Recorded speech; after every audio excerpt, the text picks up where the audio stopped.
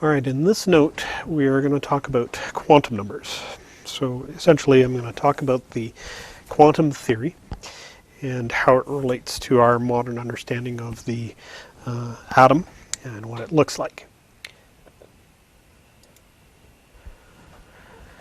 So here we go. All right, we start with Max Planck's quantum revolution. He started it all. His hypothesis was such that light emitted by a hot solid is quantized. In other words, it comes out in bursts of energy, not a continuous stream of energy. And he labeled these little packets of energy as quantum of energy. Now, we look at the electromagnetic spectrum and specifically the visible region, and what we see is a number of interesting things. The first one is if we look at a gas discharge tube where we run electricity through an enclosed tube which contains a specific element in its gaseous form. If we run electricity through that, it causes the gas to glow. And if we look at the light coming from that glowing discharge tube, for hydrogen, let's say, as an example, then what we see is the light passes it through a prism and then it breaks up into the electromagnetic spectrum.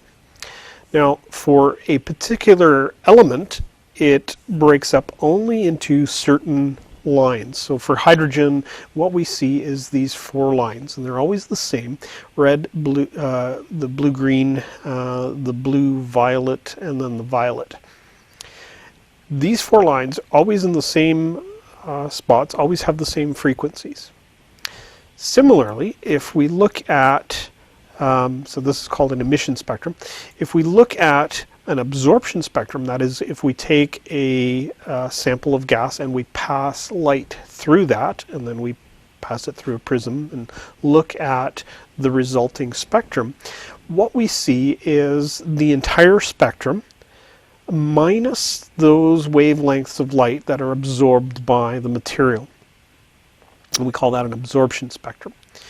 And what we'll see is that if we compare an absorption spectrum and an emission spectrum for the same element, we'll find that the gaps in the absorption spectrum line up exactly with the lines of the emission spectrum. All right, so that's fine. What does that all mean?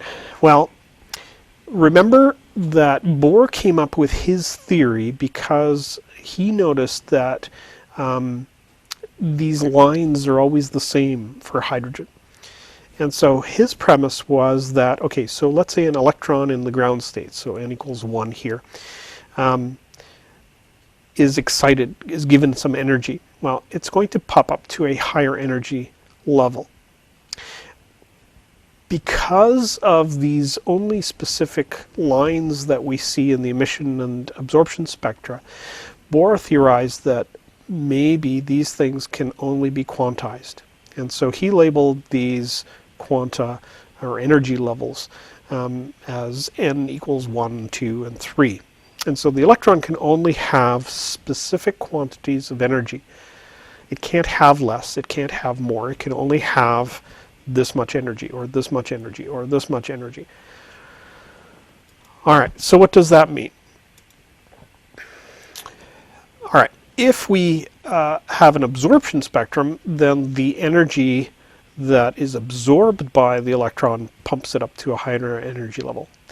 When it comes back down, it's going to emit a certain amount of energy. All right, and so what we see is these transitions in the amounts of energy of the electrons. Some are visible, some are outside the visible region. All right, and what we also find is that these transitions, because they require these very specific amounts of energy, the energy levels are actually slightly different for the different atoms, different types of elements. And so what we see is we see different emission spectra or absorption spectra for each of the elements. And so here are some examples for hydrogen, helium, neon, sodium, and mercury.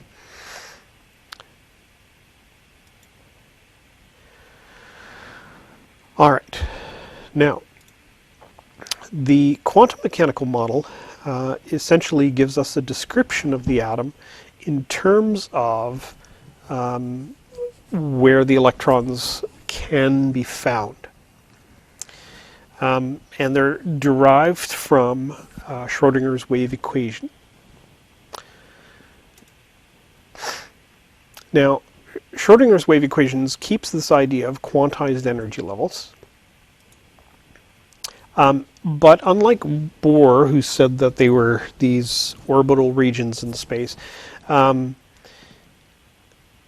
the quantum mechanical model, according to Schrodinger's wave equations, doesn't give us an exact path for the electrons. Instead, it gives us a region of probability where we can find the electrons at any given time.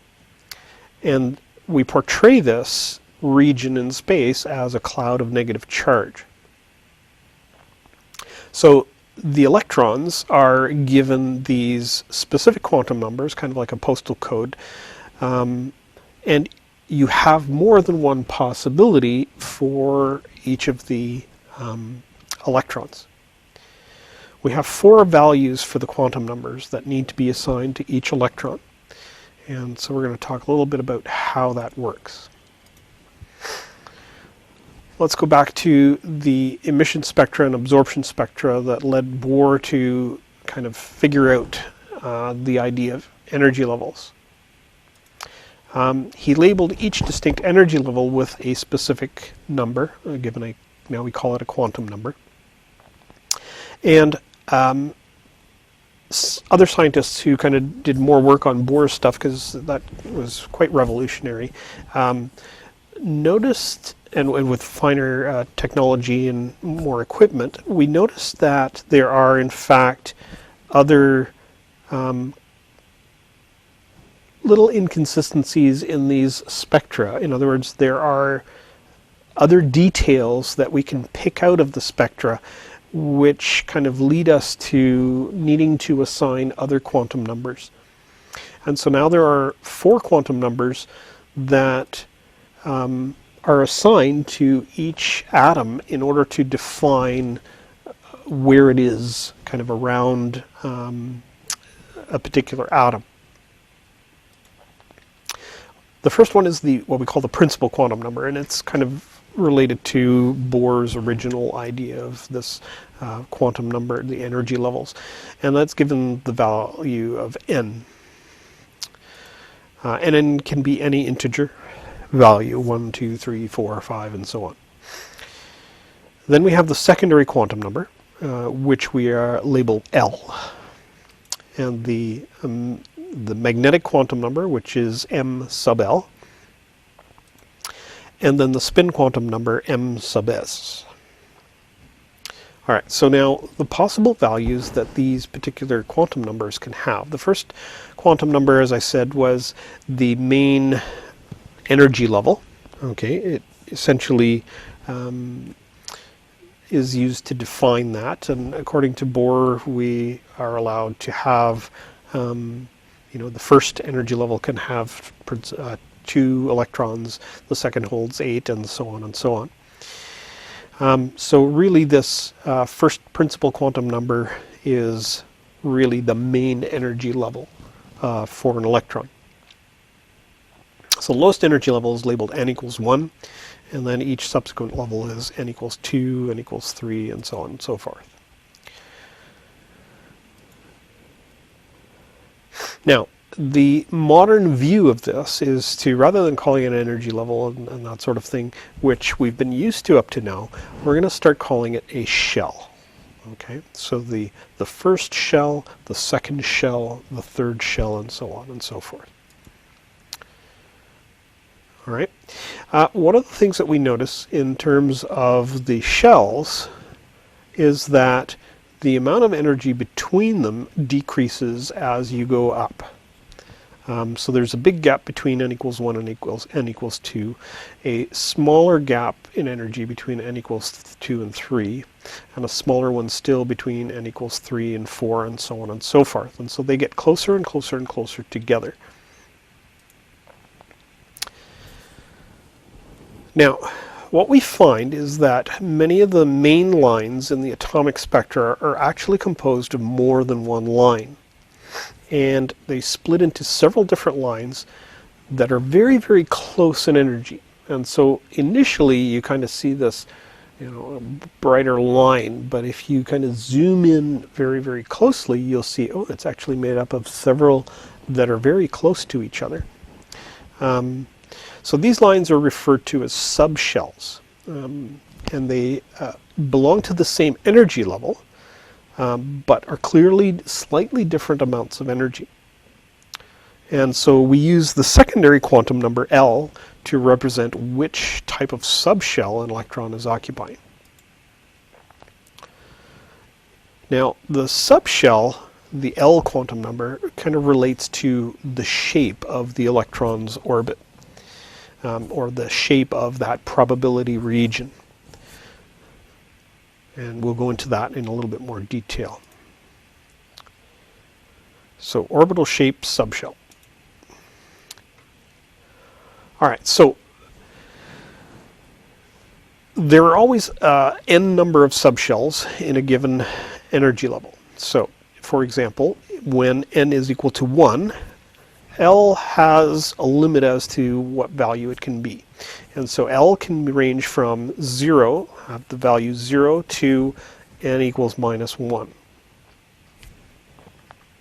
All right, so if n is equal to 3, for example, then there are 3 subshells: 0, 1, and 2. For n equals 1, there's only one subshell. There are, well, essentially, L equals 0. For n equals 2, there are 2 subshells, L equals 0 and L equals 1. For n equals 3, L equals 0, L equals 1, L equals 2, and so on and so forth. So n equals 4 would have 4 subshells. All right, so here's how this all kind of pans out. If we fill in this table that I've got here on the screen, then for energy level 1, n equals 1, the primary principal quantum number is n equals 1, there is only one subshell, and the possible values for L are 0.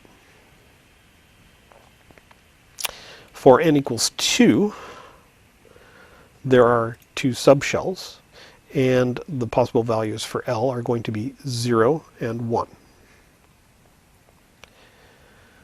For energy level 3, principal quantum number is 3. There are 3 subshells. Possible values for each of the subshells are 0, 1, and 2. And then for 4, there are also 4 subshells: 0, 1, and 3. 2 and 3. All right. Now, the next quantum number is what we call the magnetic quantum number, m sub L. Now, the number of lines represented in the magnetic field turns out to be related to the type of subshell, in other words, the value of L, that the electron is jumping to. And there are 2L plus 1 different ML values for each subshell, for each L subshell. So the ML values range from negative L to positive L, okay, including 0. All right, so each ML level then is referred to as an orbital. Okay, so we have shells, subshells, and now we have orbitals. And all orbitals have the same L value of identical energy and shape. And essentially it represents, we'll discuss shape later, but it represents the orientation of that particular region of space. Let's go through an example. So if L is equal to 1, then the ML value will be negative 1,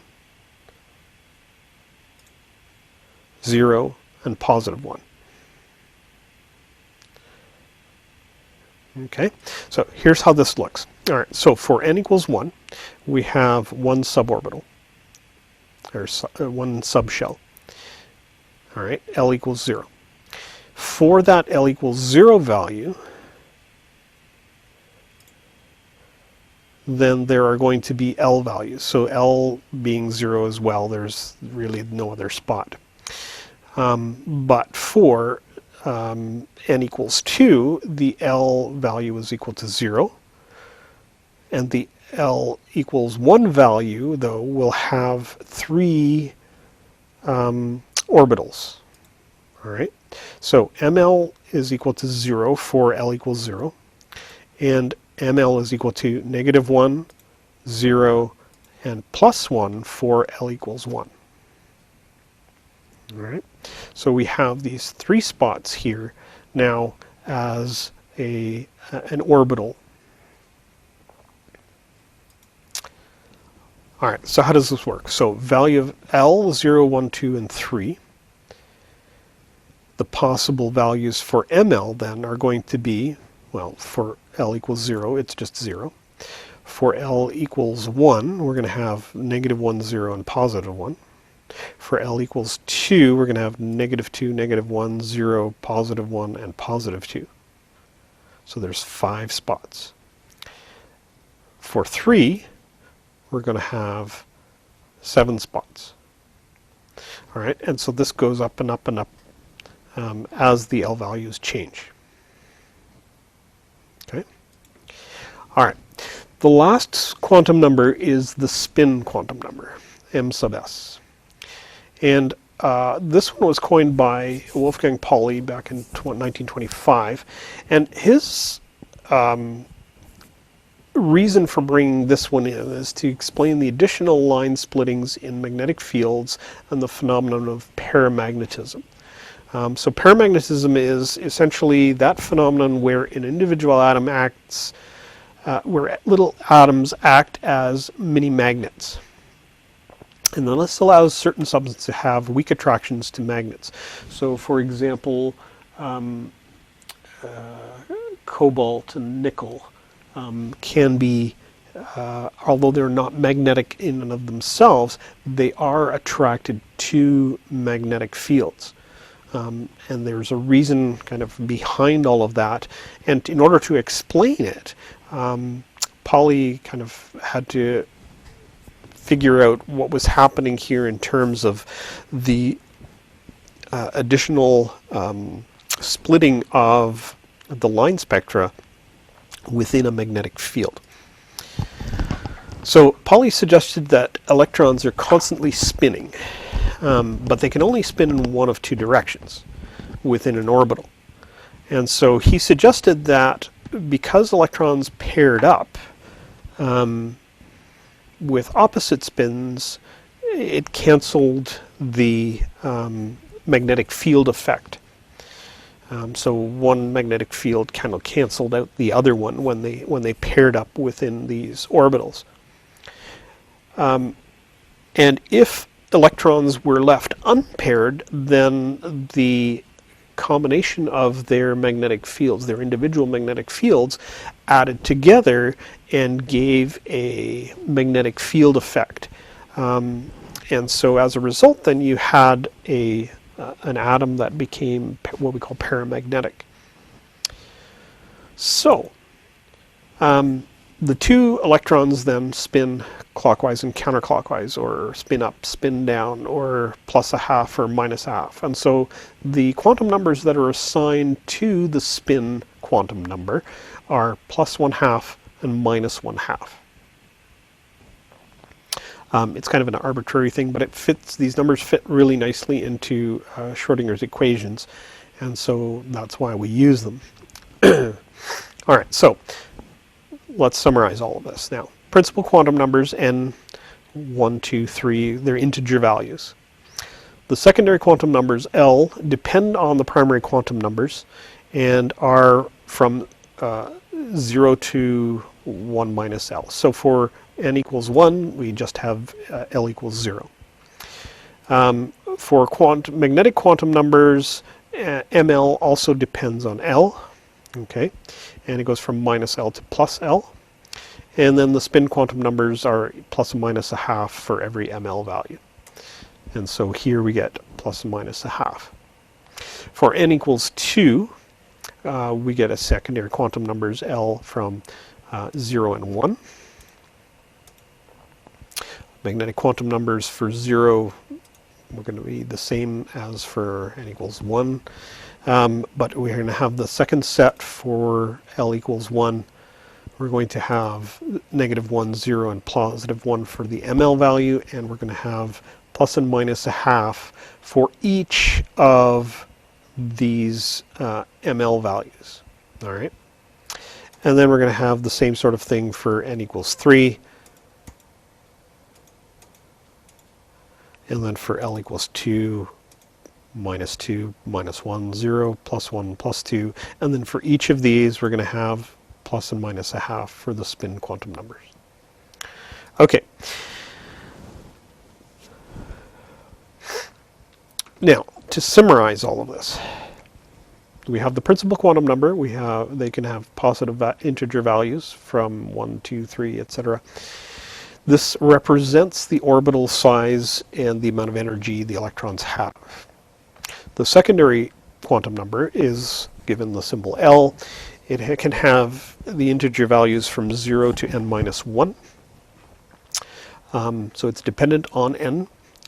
And it describes the orbital shape. We'll talk about the shapes in the next note.